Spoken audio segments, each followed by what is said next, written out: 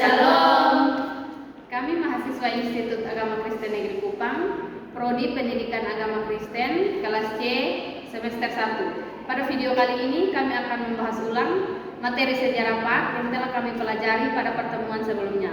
Untuk itu kami akan memperkenalkan diri. Perkenalkan, nama saya Denis Yantini Abed.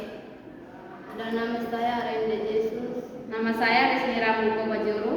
Nama saya Armida Dumianti Kase. Dan nama saya Derni Sari Beni. Jelaskan dasar Pak di masa kuno dan siapa saja tokoh-tokoh Pak pada saat itu. Dasar Pak masa kuno, asal mula kekristenan berasal dari Yahudi, kemudian dipengaruhi oleh Yunani dan Romawi. Tokoh-tokoh pada zaman itu yang pertama itu Plato. Menurut Plato, pendidikan itu harus bertanggung jawab dan didasari, dibangun dengan metode dialog, ada timbul baliknya, murid dan Sokrates.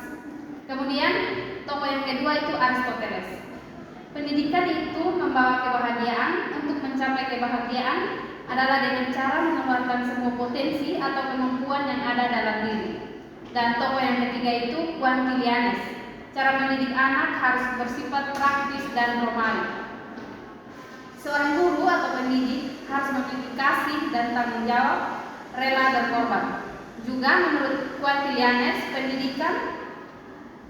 pendidikan dilakukan dengan cara menjelaskan metode studi kasus. Metode studi kasus itu menjelaskan dengan kasus yang terjadi.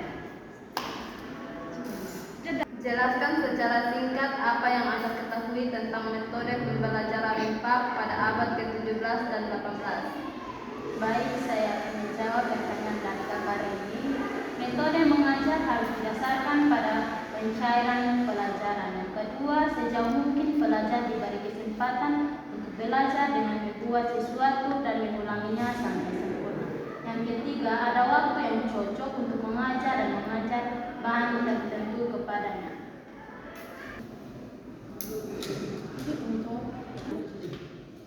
Sejauh mana pemahaman Anda tentang pendidikan agama Kristen menurut Martin Luther? Baik, menurut saya pemikiran tentang Martin Luther pertama dibahas adalah latar belakangnya tentang kelahirannya pada tanggal 10 November di Jerman. Dia lahir dari keluarga petani. Ayahnya bernama Hans Luther dan ibunya bernama Margaret.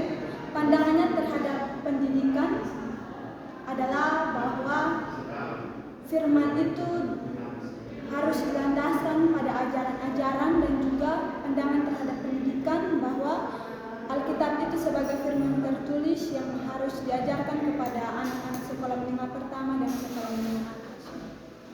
3. Jelaskan pembelajaran inquiry.